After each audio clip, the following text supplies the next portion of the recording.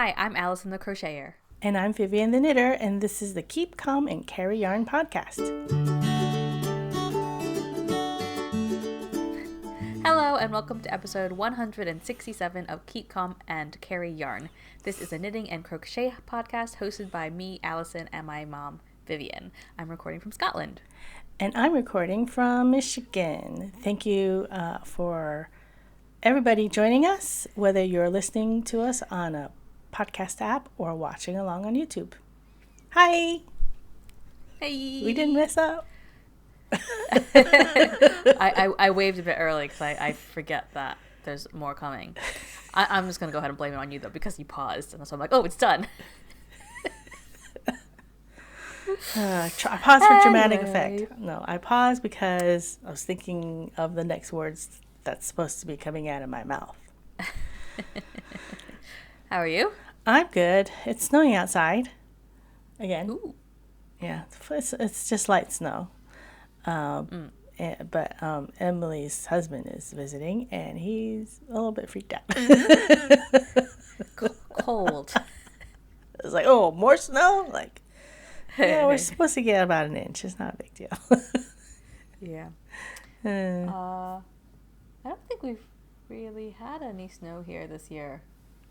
It's been like low 40s. So. Oh, I saw some snow videos. Maybe it didn't stick. Oh, yeah, maybe it did once and started to stick. So Edinburgh, like the city, there'll be like no snow. And then you can see like snow in the Pentlands, which are very close by, or across the Forth. But even like when Sam goes to the airport, it'll be much colder there. Well, that concrete, it absorbs heat. And stone and cities in it. So, okay, let's enough about the weather. You want to jump into our the weather forecast with Alyson and Vivian? Yeah, okay. So I've got 2 whips. I've got 1 crochet and 1 knitting. I think I started talking about this. This is my ripple top. Oh, you did. You absolutely did. Oh, nice. I wasn't sure that you were putting sleeves on it for some reason. Yes. So it is in 3 colors. So this is the yarn that I bought at Tangled Galshiels, which is Whistlebear, Cheviot March 4-ply, reared in Northumberland, spun in Yorkshire, hand-dyed. So it's quite rustic feeling. It's 100% lamb's wool, blend of Romney Marsh and Romney Cheviot, bred and reared in the Cheviot Hills.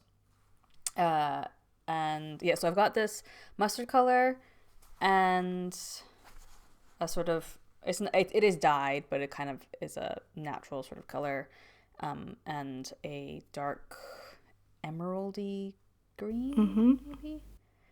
I'm also realizing my light is not super great because even though it's 2:00, it's overcast and it's Scotland and it's winter. It looks fine. Oh, okay.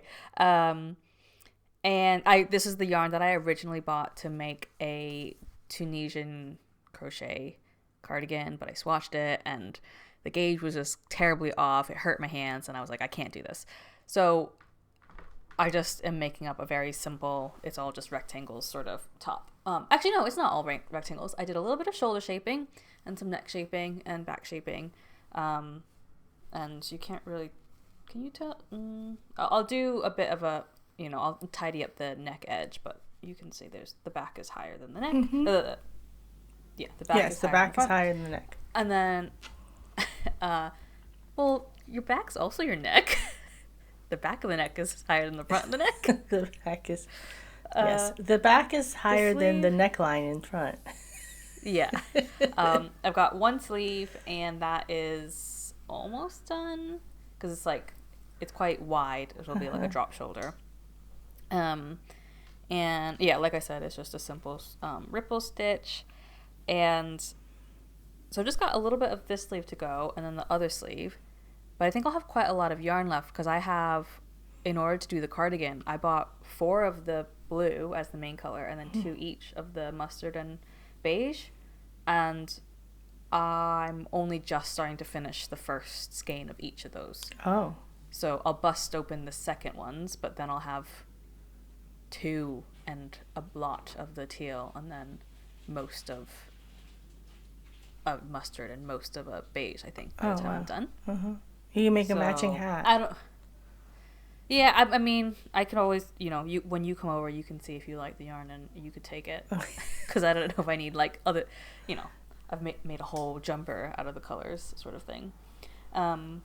But, yeah, I mean, it's silly, what's the weight again?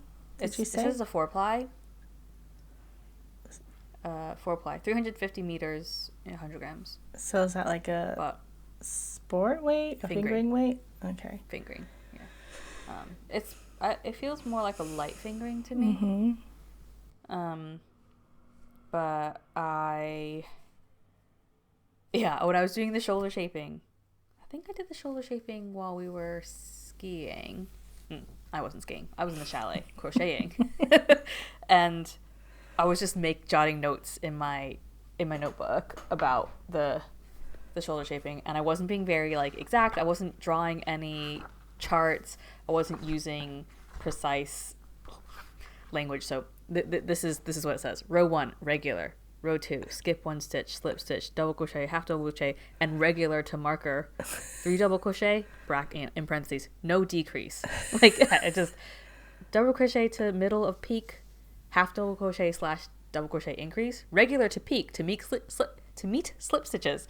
So as long as you understand that, I understood it, and then I had to mirror image it for the second shoulder, and then I had to do it again for the back, but obviously I was doing the neck shaping shallower, so it was only at that point I was like, oh no, I can't visualize this anymore. So I actually just broke out my Adobe Illustrator and did an official chart, and so I could like follow it for the back panel. So you think you'll no? Nah. Publish it is what you're doing? Yes. But I took the time as well to, when I started doing the sleeve, because it's my edges are going to be rippled at the cuffs and at the bottom, not the neck because I did some shaping, and not the shoulder because I specifically shaped it to be straight. But then when you start it at the sleeve, if you just start in the pattern, it'll be wavy. It'll pull it in a weird way because it wants to be wavy. So I did do like one foundation row that was different, Yeah, I see. Yeah, the bottom but wavy. Just so that it like made sense. So that first row actually got, that looks good. Speaking of 5 rows, publishing patterns, you're wearing your very first published garment pattern. Yeah. Did I say that right? My first published garment, first published anything like outside of, what was pre-Morit? It's pre-Morit. It was very pre-Morit. Yeah, I can tell. Your striped tank top, that came later? That was later, yeah. Oh, so this was the first one I did for Crochet Now, and it's on the cover. And like looking back, I would do it differently. I've got way more experience now. Even not as a designer necessarily, but as a publisher and an editor, I've got more experience. So like I didn't do there's neck shaping, but it doesn't have it's not higher at the back. It's the same. So it's reversible. They're symmetrical. So it's reversible, yeah. But this one is a little bit, it's a size bigger, so they wanted a medium for the model. But so it's quite oversized on me. But just from the bust up, it looks, you can't really tell. So that's whip 1, and that's coming along. And I really did a lot of it while I was on holiday. While everybody else was skiing, I was in the chalet, in the cinema room, watching. I wasn't watching movies. I was watching TV, but it was like on the big screen, just enough light to crochet by. Okay, the other whip I have is knitted. There we go. This is how far I've gotten. Oh, wow. It is a 2-color brioche cable hat. I thought it was a cow. Probably about halfway done. What's it called? It's called, I'm going to put it on my head, Cabriola by... You didn't put it in your notes. Katrin Schubert. I did put it in the notes. I don't see it. Okay. It's just a link. Maybe it hasn't updated. Katrin Schubert, she's she does a lot of 2-color brioche hats. So I had this yarn. This was, do I not have Woolfolk, and it's a chainette yarn. It's really soft. It's just merino. Doesn't feel like, it feels like there's something else in it. Like alpaca. Yeah, it's just merino. It's chainette. It's super, super soft. And I bought this at Spun when I was visiting you. You bought it for me at Spun. It was bought at Spun. Just because it was so soft, and I was like, I've never seen yarn like this, and I want it. So I've got a off-white cream and a dark eggplant purple. Maroon. Yeah. Purple. It looks black on your head, though. Yeah, it is really dark. It's actually, I've got scraps of nail polish on my fingers, which also look black, but they're actually like the same. It's like a really dark purple.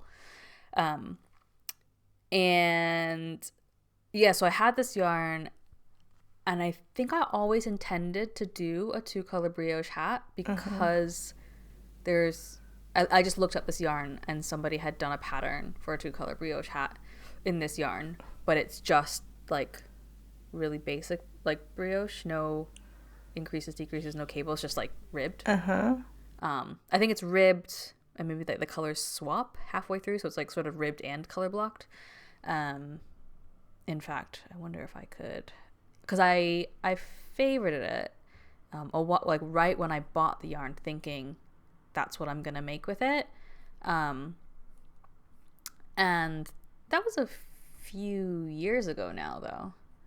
So I think maybe I don't know, either my taste, no, I still like it. It's not that my taste changed, but I think I just decided I've got more confidence in my knitting skill. I bet I could do something more than just the brioche rib. Is that what you would call it?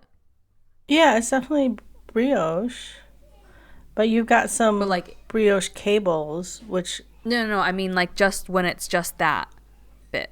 Yeah, that's just the like, brioche, just the regular brioche. The regular brioche. Yeah, the brioche knit and the brioche So curl. So of the hats that Katrin Schubert has, some of them are cabled like that, and some of them are more like what I've seen you do, where there is it increases and decreases. The ones that I say look like sperm.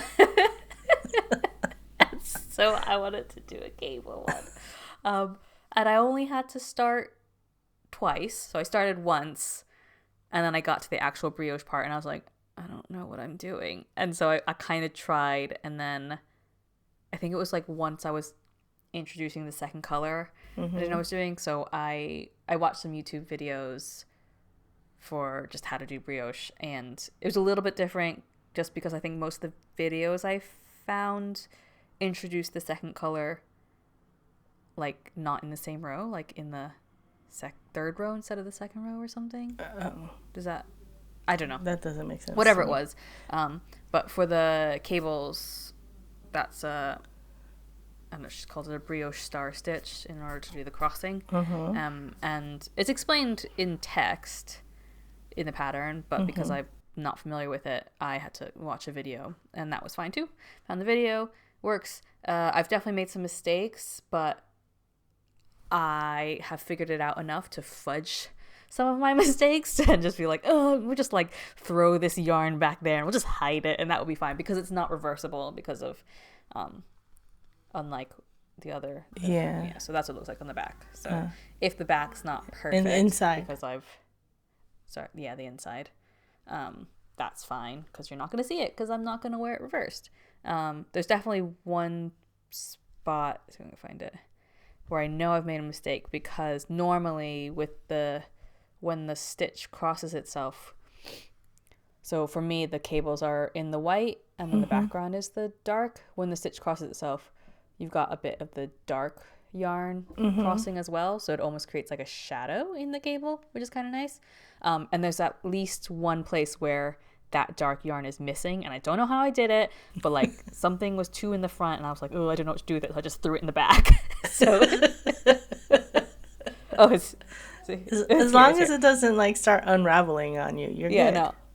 So see that one, that first one, I see that dark stitch or dark yarn under there. So, but I'm really pleased with it. It's not my favorite to work on. The star stitches are quite difficult, like, cause fiddly. They're a bit fiddly. They're fiddly, and like, I don't think my knitting is tight, but like it's tight to get through 3 loops. Oh, and, yeah. Because you've got to. I mean, I don't know how. I've never done regular knitting cables, so I don't know how these compare to. Oh yeah. But like you slip a brioche stitch, like the 2 colors, and then you have to knit through 3 yarns, and then yarn over and then knit through the 3 yarns again before you pull it off, and then anyways, but like doing it through those 3 yarns, I find it did really you tight, have like a cable needle, or did you do it without? Oh, okay. No. Okay. It probably would have been easier. I mean, especially for someone that's never done cables, it probably would have been easier for you if you had done it. How would the cable needle be used? So when you instead of slipping, you would just like put the stitches that are going to go in the front. You put it on the cable needle, right? And then you knit the ones that you need to knit, and then you put it back on the working needle. The working needle, and knit through those. How does that make it easier? It won't feel as tight, I think. I guess because the cable needle is skinnier.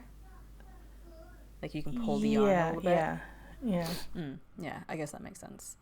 But yeah, so so the star stitches I don't enjoy so much, but I think because it looks fabulous though. I think it looks really good, and I think because I'm not it's not that I'm not a knitter. I'm a knitter now, right? But I'm not as proficient a knitter as a crocheter. It has that new magic of like, oh my gosh, look what I'm making! Like, I can't believe this is working. It looks really good. And then you have the 2 high contrast yarns. Yeah, it really pops.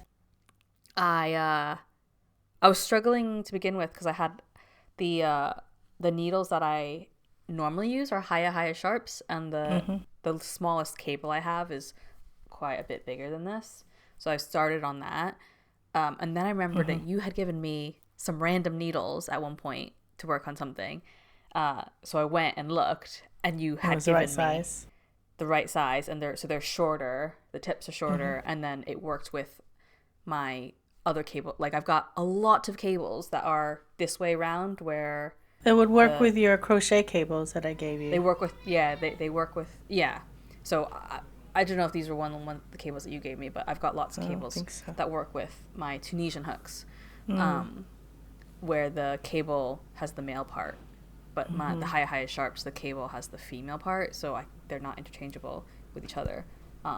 So yeah, luckily you had given me these little tips, which work with more of my cables. So I think I could do with it being a tiny bit smaller cable, but it works just fine. Well, you'll have. Do you have another? You have another set of those needles? No. So. Well, I have another set. I have the high sharps.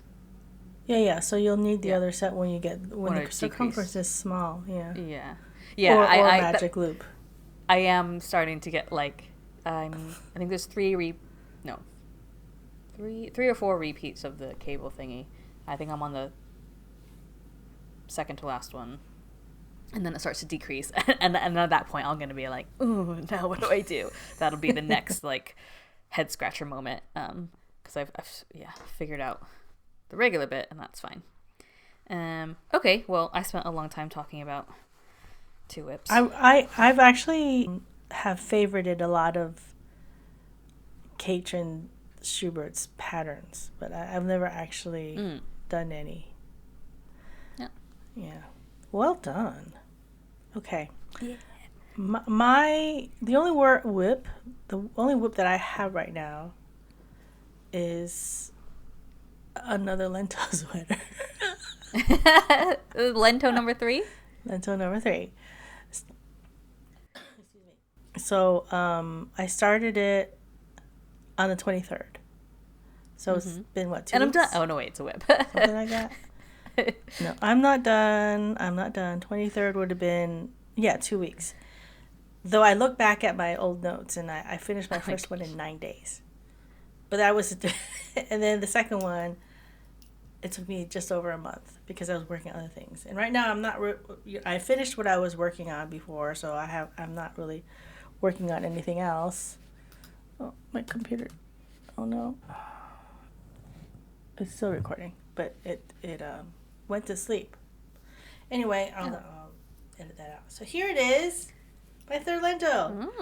I'm on the second sleeve.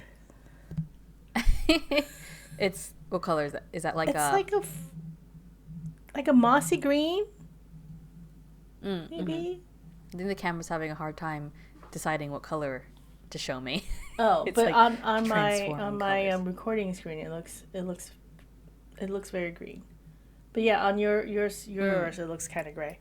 So I'm using the same yarn. It's Knit Picks Twill, which is a smooth like fingering weight, and then they're Aloft, which is mohair and silk. And it's like I've knit it with the same yarn for 3 sweaters. They're all coming out different. In what way? Like Madeline's definitely came out looser. Like the gauge was looser. I didn't bother gauge swatching because I was like, same yarn, same person, same needles. It'll be fine. And for some reason, hers just came out looser. And this one, it's like the neck is definitely smaller than the other 2. I don't know where I'm going. So then, people have say, well, you should always swatch even if it's the same yarn because different dyes will affect the same yarn differently. So that's probably why. Case in point. That's probably why. Or maybe it's just I'm not a consistent knitter. My gauge is not consistent. Maybe you're really stressed right now and it's really tight. Yeah, maybe. But yeah, who's it for? It's for Madeline's partner. She wanted one too.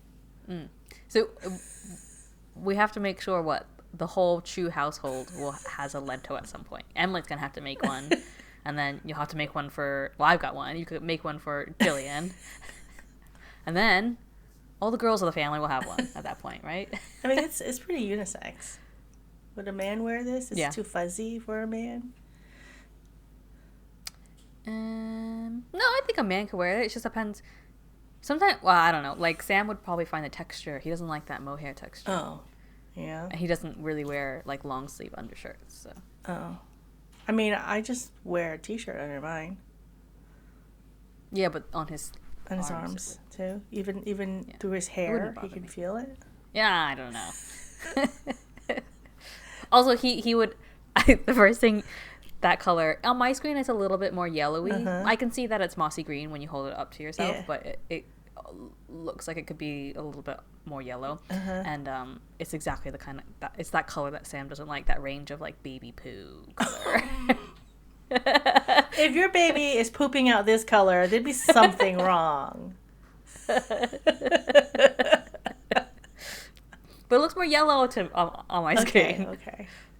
Yeah, it definitely looks more green when I'm holding it back on the screen that I'm talking to you with. So good. You've got too many screens. Got so many screens. But very, very good. So, I mean, for our viewers and listeners that have been with us for a while, this is the 4th Lento that we've talked about.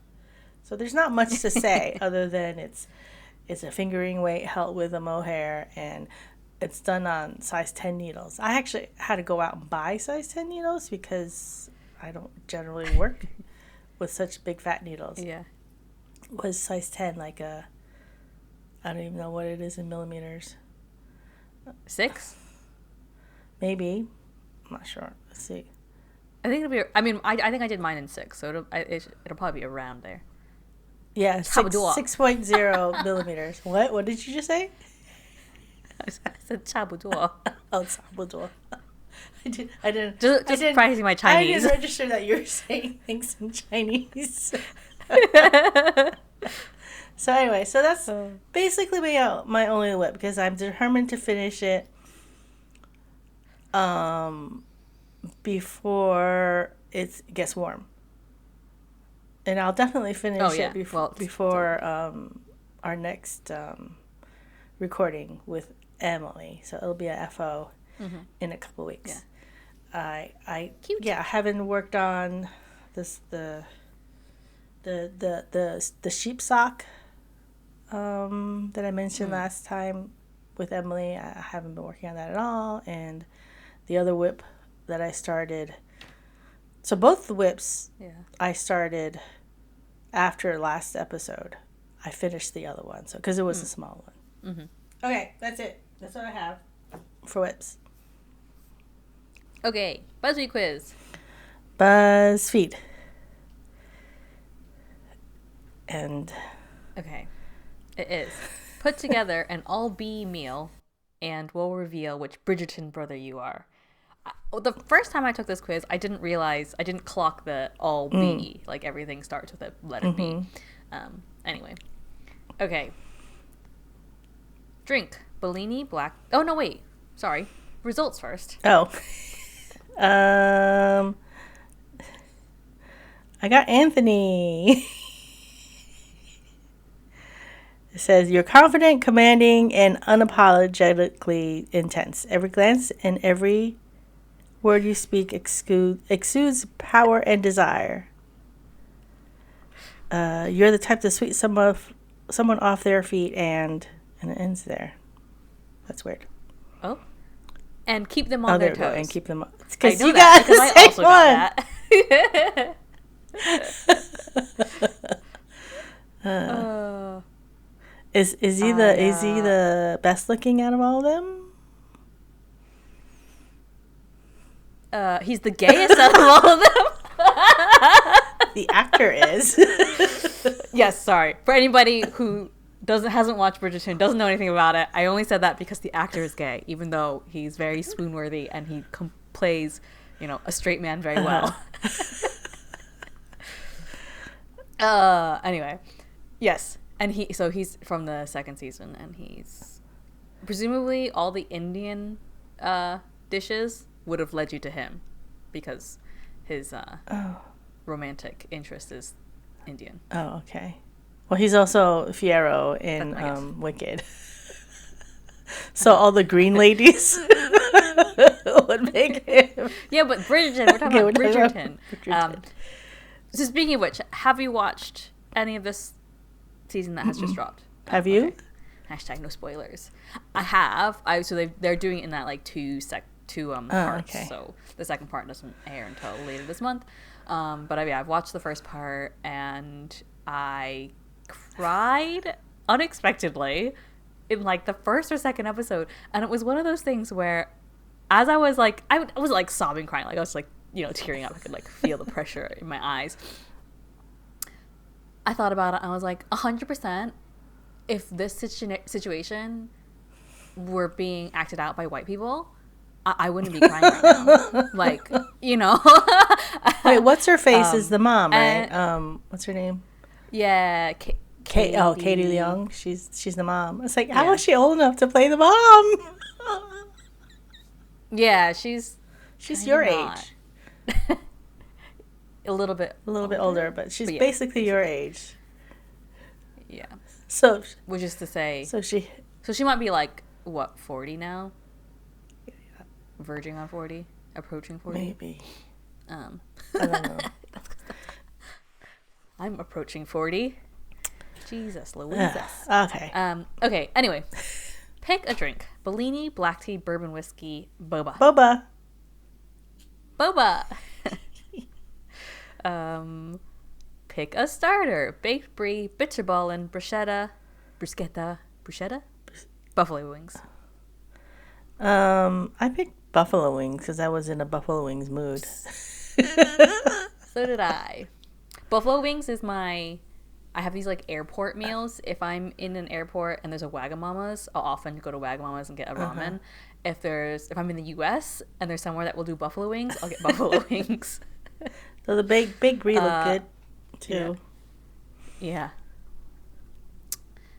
Pick a main: baked pasta, beef Wellington, biryani, and burger. I don't really consider biryani as a main. No? It's more of a side dish.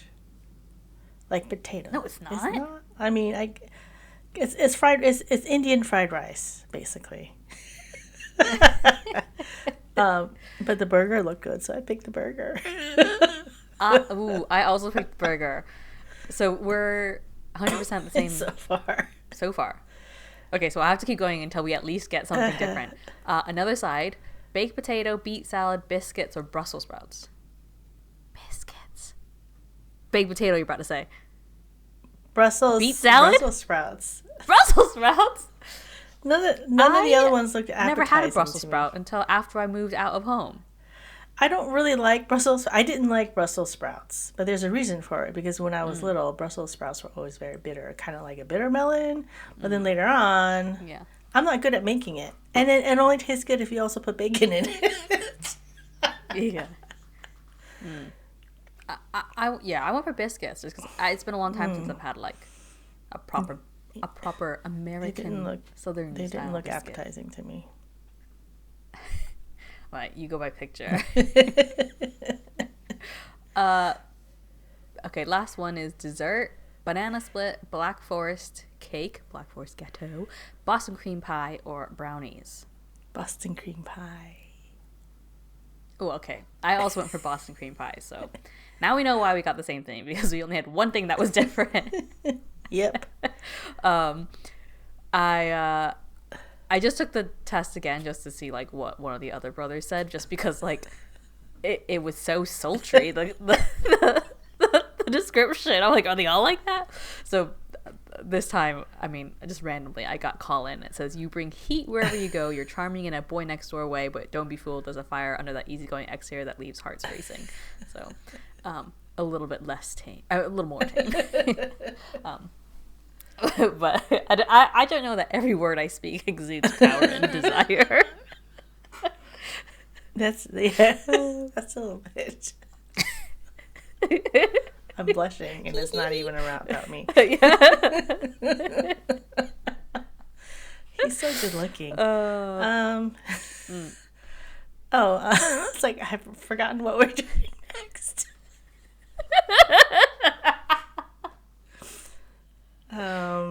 We'd all love a little bit of Jonathan Bailey in our lives, right? Okay, I was like, where is this sentence going? Okay. FOs. Well, shall we move on to our FOs? Yes, please. It's me. What you got? So I have two FOs. One of them I have already talked about. It's a double FO. What? Oh no, never mind. Oh, your secret project. Yeah. So I actually finished it in December. And that was the 2026 Woolly Good crochet design. And I also noticed you're wearing your 2024 yarn. Woolly Good yarn. Yeah. 24? 24 is yarn, yes. So the patterns for the festival design patterns are now available for anybody. If you go to woollygood.co.uk and then go to the festival designs, that will get you to the page where you can download the pattern. So there's one knit pattern and one crochet pattern. They're both little triangle shawlettes. The knitted one is called Gatherin. The Gatherin shawl. And the crochet one is Miss Rollo's Hive Shawlette. And I don't have it with me because I've given it to Melinda and Gergely to photograph. So you have a picture? Maybe you can like throw a picture. Oh, okay. I'll get the picture here on the screen. Yeah, I don't have. So this is the one that you made. Like that to show it on. The sample. Yeah, so that's a sample. And the yarn that it looks a bit brown in that picture, but the yarn's like a golden yellow color. Super drapey. So it's post stitches to create sort of that honeycomb texture, and then in some of the honeycombs, or in all of the honeycombs, there's a little hole as well, like a little filet crochet hole. So it's like a little bit lacy, textural. Really nice. And that was designed by Yessabett Bueno, who's a Chilean designer. She's had at least one design in more, maybe more. And we picked the designs based off of a sort of little design competition. We had a call out for people to create a design, some sort of neckwear design for something community themed. So that's why the Hive shawl, the Hive design. That's why Yessabett came up with the Hive design, and it's called Miss Rollo's Hive shawl because I was just like Googling like Edinburgh beekeepers, Edinburgh, honey, trying to find like something for the name, just because like Hive shawl. There's so many things called Hive. There's a little like insight into naming designs.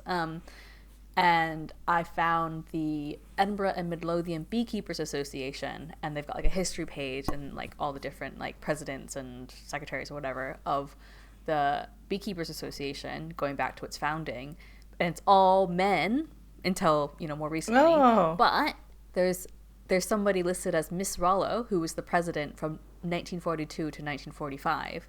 She doesn't have a first name, and I couldn't find it. Nobody seems so it's just Miss Rollo. Miss Rollo. So it's Miss Rollo's Hive Shawlette. So it's just a little reference to the mysterious Miss Rollo, who is the president of the Edinburgh and Midlothian Beekeepers Association in the 1940s. So that's my first FO, which I can now show you, except not really show you because I don't actually have it with me. And then the second one is also a shawlette, and it's like an FO, but not really, because it's my Sutton Shawlette, which I have finished for a second time. And this is the part crocheted, so crocheted like granny stitch, and then just a garter stitch.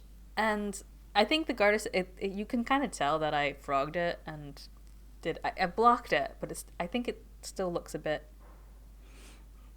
it's not very tidy. No, you think it was okay? And anyways, I ripped it out, just the knitting part, because it was was too tight. The edges were too tight, and so now with this one, this attempt, instead of increasing the edges every row, I only increased them every other row. Which is the same thing as the middle increase only increases every other row. So they increase at the same rate, and it's much better. Yeah, it looks good. It's like a nice triangle. It doesn't straight at garter stitch will hide a lot of mistakes. So there you go. The one thing is, it's not a lot of yarn. So this is like yarn again that I got at Tangled Galashiels. It's 100% alpaca from like a local alpaca farm, and it was just a very small skein. So it's okay. It's an okay size, but it's like almost too short to tie. I can just tie it, but when you do like just one knot and it kind of doesn't sit right, and there's like those stupid like Instagram videos of like hacks. Scarf hacks, how to tie your scarf 3 different ways or whatever, which it makes me cringe, but I found that one of the better ways to tie it is to just tie one side around the other side. And it's only just long enough to do that. But yeah. Looks very cute. It's done. It's done round 2. Or it's, yeah. It's done now. Done. Yeah. Those are my FOs. Okay. I only have one.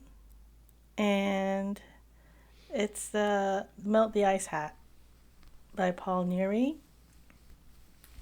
So for people that don't know, it's based on a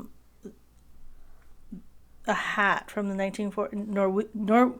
Norwegians in the 1940s made and wore these hats as a protest against Nazi occupation. And then they were banned after a couple years, but this is based on those hats, and except I didn't make it the way the pattern calls. The pattern only has decreases on like a two sections rather than, so it was, and then 4. And it had, the decreases were also every round. So I started doing that, and then when I pulled it on, it's like you really couldn't see the point. So I decreased it in 4 sections, and then had 2 knit rounds, and then before every decrease, because since I was doing it in 4 sections rather than just 2 sections. So all the proceeds of this hat goes to immigrant AIDS agencies that'll help those impacted by the actions of ICE. And here it is. So I can wear it like this, or I can wear it like this. And it's more, I guess Emily was saying, so it's got like, there's a tassel on top. Emily was saying that's more like a pixie hat. Pixie hat, I guess, because of the point. Because it's supposed to have a point, but I mean, I didn't like the original point.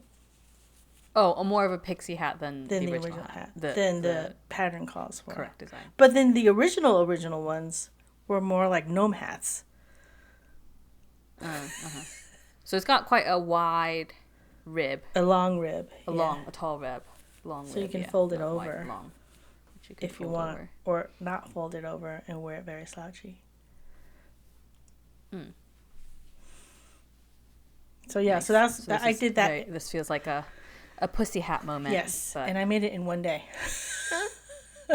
I started. It took us a while to get our act together to go to Spun to get some red yarn because everybody's schedule, and I'm like, I want to go. So we finally went on a Sunday. They didn't have a lot of red yarn left. And then the 3 of us, me, Emily, and even Madeline was making one. She was making the crocheted version. I was going to say. Yeah, and then at one point, Emily's like, what if I wanted to make another one? She only bought enough for one hat. So she's looking at Knit Picks, like, Knit Picks doesn't have any more red yarn either. Wow. Yeah. So, so that's my only FO. And next time I'll have a sweater for an FO. But I was thinking, because you were talking about your crochet shawl, we're starting our archive cal in April. So April 1st. It'll be April 1st to June 30th. And I was thinking last night, I need to start something when I'm finished with the sweater, because the sweater is going to be done in a couple days. What am I going to do? It's like, well, I can pick up my socks again.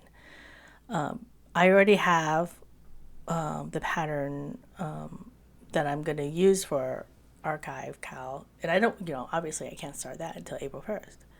So I think I'm going to make the knitted version or the what is it? The gathering shawl, the really good one. I just need to get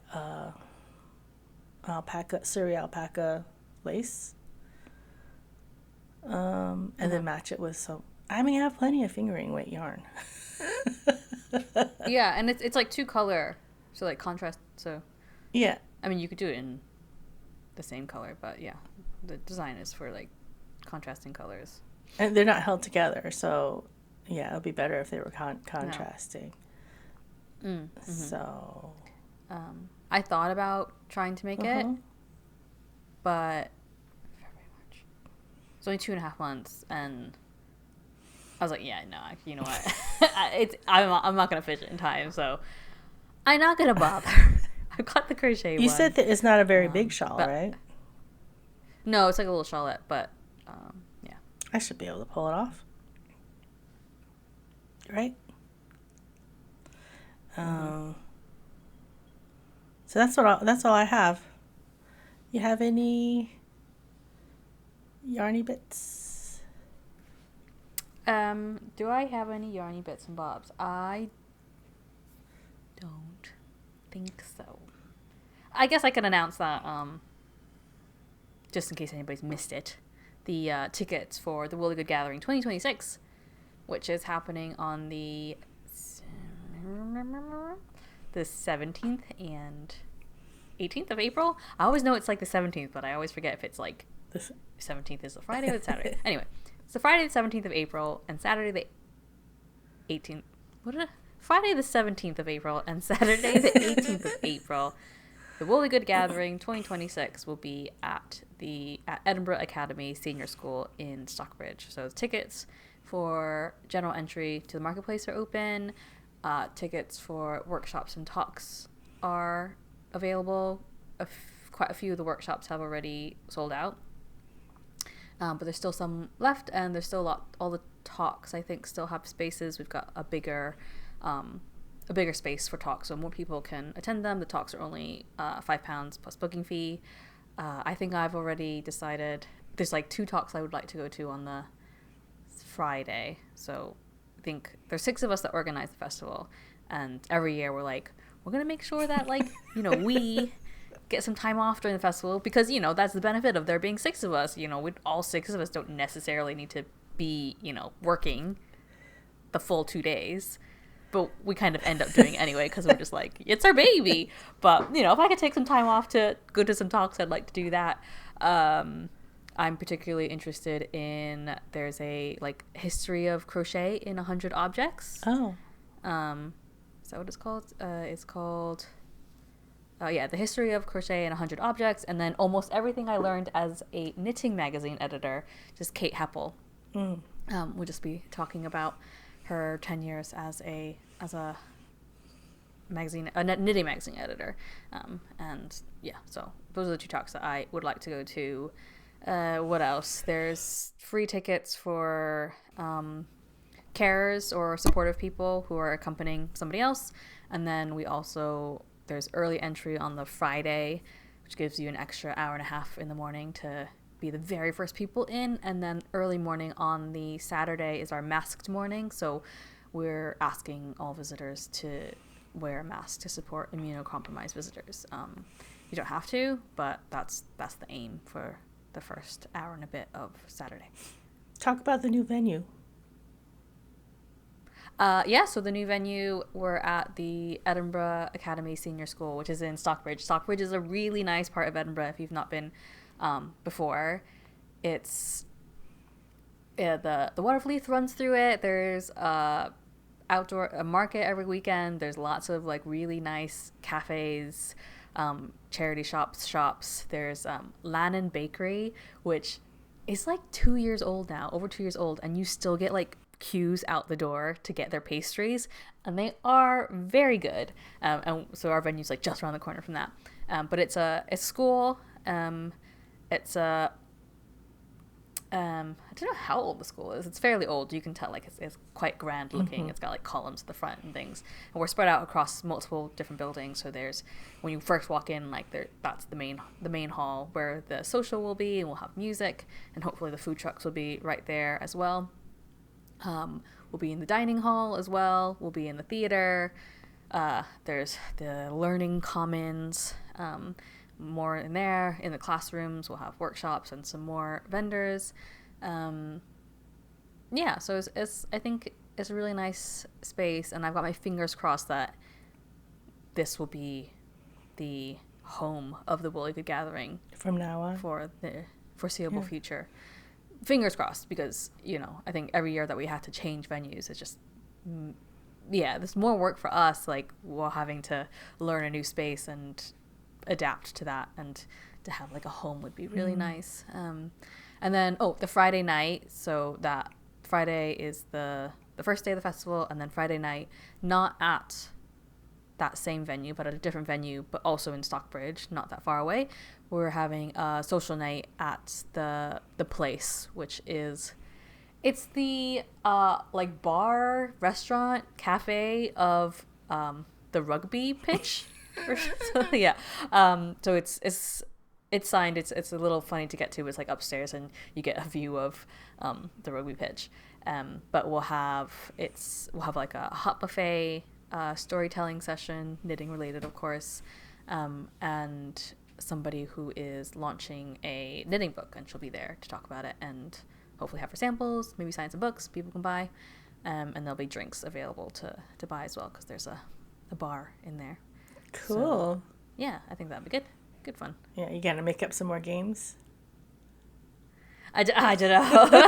I think the storytelling, I mean, it's nice that, I mean, each social has been a little bit different, right? So the first social we had the bingo night, or bingo, it was bingo, bingo, and the sort of art storytelling clown performance of Charmaine of Yarn Tings. And so She's this year we'll have another storytelling session, and TBD on a game. Yeah. Last year it was music by River Knits. They were playing like sort of folk music, and then we had a game of American bingo.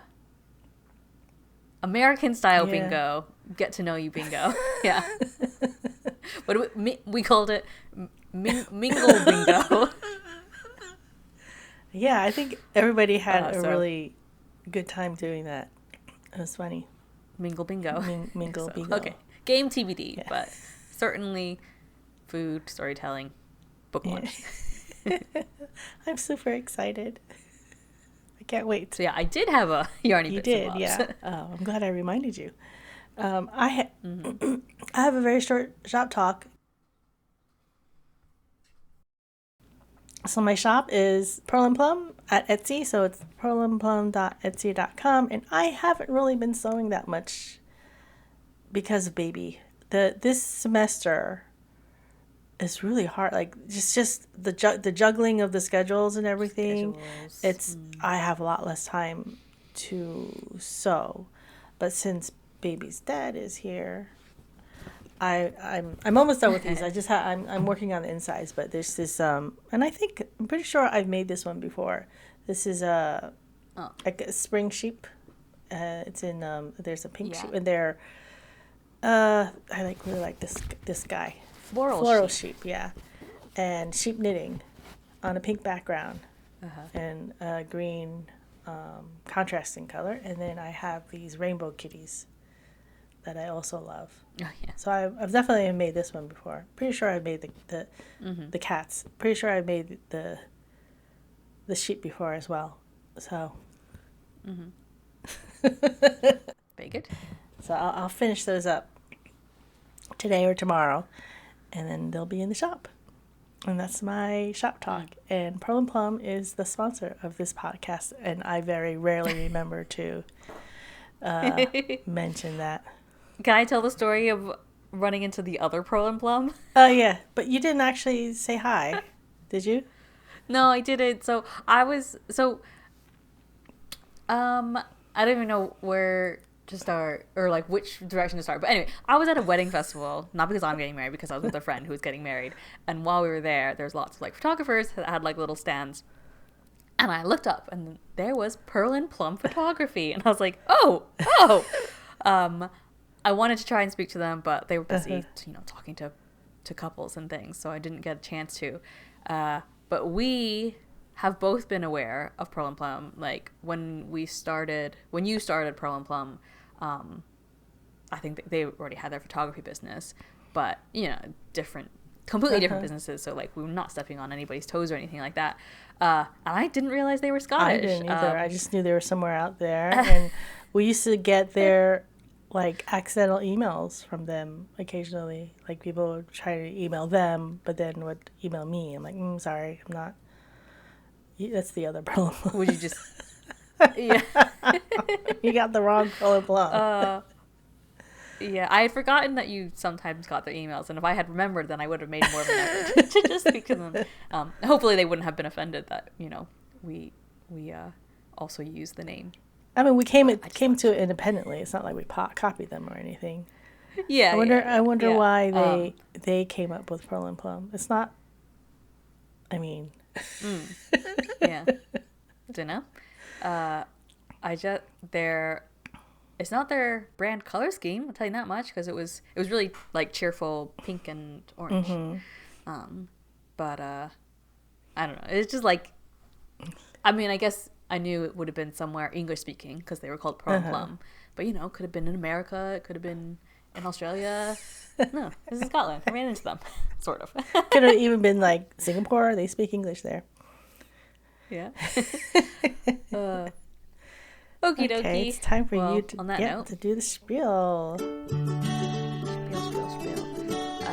The show notes for this episode and every other episode can be found on our website, kcacypodcast.wordpress.com. You can find us on Instagram also as kcacypodcast, or my personal Instagram is Alyson here, and my mom's is upstate_viv. If you want to join us on Ravelry, just search for Keep Calm and Carry Yarn podcast on the groups tab, and you can like and comment, rate, review, subscribe, favorite, and all the things on YouTube or wherever else you listen to YouTube. Nope, wherever else you listen to podcasts. So thank you for listening. And remember to keep calm and carry yarn. Bye. Bye.